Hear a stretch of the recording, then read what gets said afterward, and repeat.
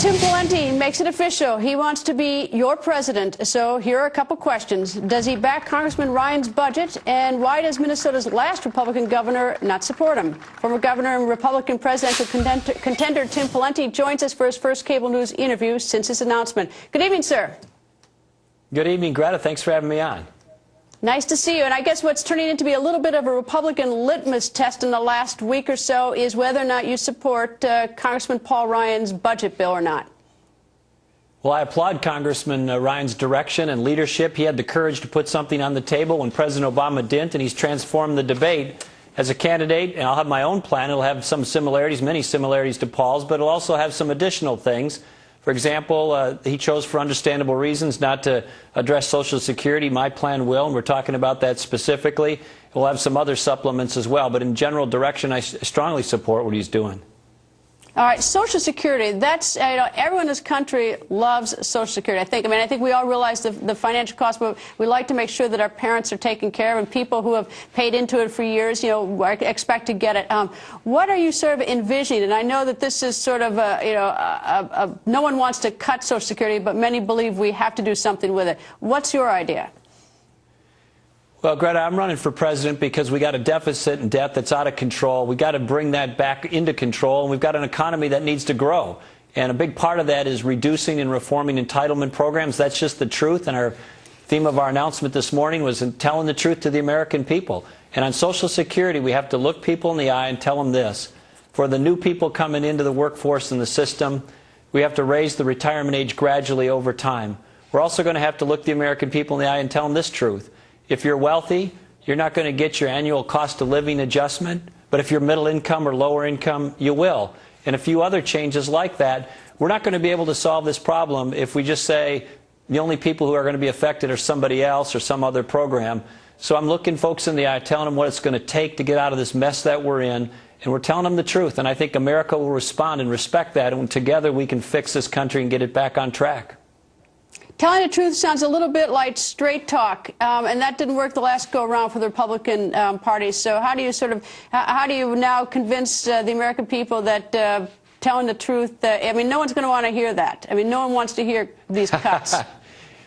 Well, today in Iowa, Greta, we said we need to phase out ethanol subsidies. Of course, and now I'm in Florida talking about Social Security. We're going to go to Wall Street tomorrow or the day after and tell Wall Street no more bailouts. We're sick of having the federal government clean up their mess, and around the country. And this is what the country needs. And I'm going to campaign on telling the truth and defining the problem in real terms and putting solutions out there in real terms. And so it may not be popular, but it's the way forward, and I believe the American people will respond in respect to somebody shooting it to them straight and telling the truth, and I'm going to do it. President Obama won't do it. We got $4 a gallon gas. We got a federal government that's out of control, and we got unemployment that's crushing average Americans. They can't find work or worried about their jobs, and we need to have a president who will step forward and solve the problems and provide real solutions, and he won't do it. All right, you talk about unemployment deficit, and budget problems.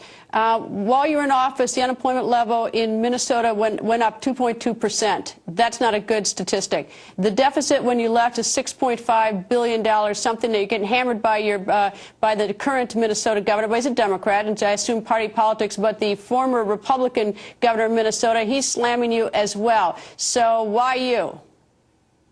Well, as it relates to the unemployment number, actually, Greta, when I left office, it was a little less than 7%. It was one of the lowest unemployment rates in the country. Our job growth rate from the crash until I left office was one of the fastest job growth rates in the country. And our income growth, our personal income growth rate was one of the highest in the country. So that's just not accurate as to those measures.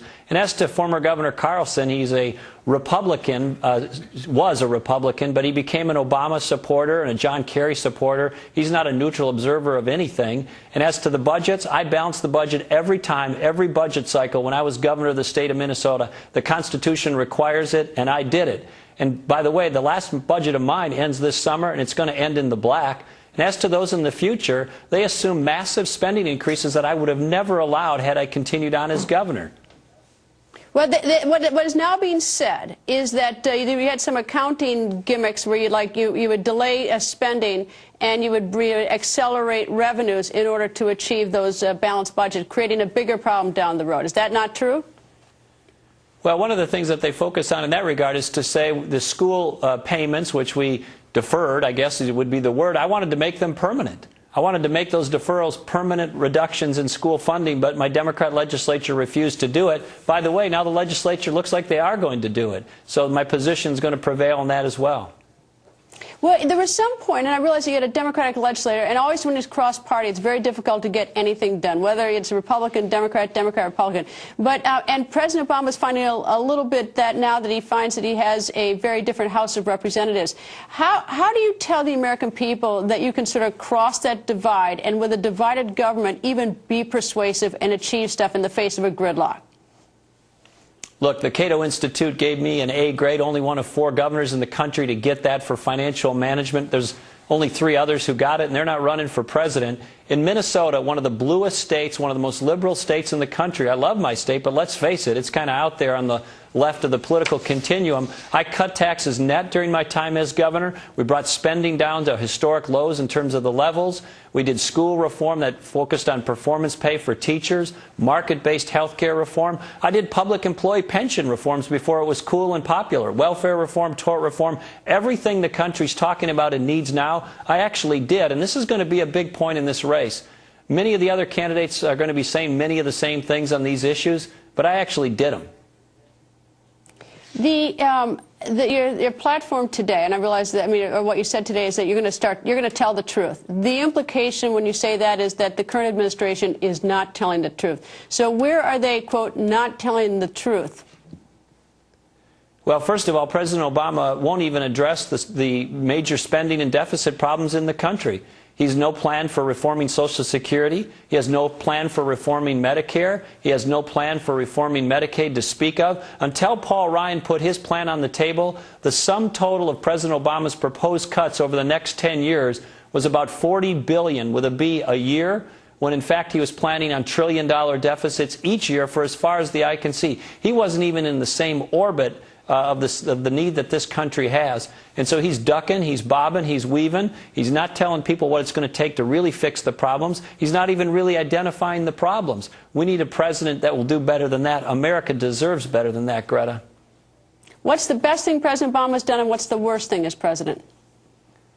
Well, the best thing he's clearly done is to find and kill Osama bin Laden, and I applaud him, but I also applaud the Navy SEALs who did that. I applaud President Bush and all the previous work that was done to do the interrogations and the other work, some of which appears to have led to Osama bin Laden. And by the way, President Obama, when he was a candidate, opposed all of that. And he's done a lot of really bad things, but I think one of the worst things that he's done for the country is to run deficits through the roof. The federal government takes in $2.2 trillion or so a year. He's spending $3.7 trillion this year. It's out of control. It's reckless. It's going to ruin the country. And we need somebody who's going to get this country back on track. And that's going to take fortitude. And I did it as a conservative in Minnesota. And if we can do it there, we can do it anywhere, including in Washington, D.C.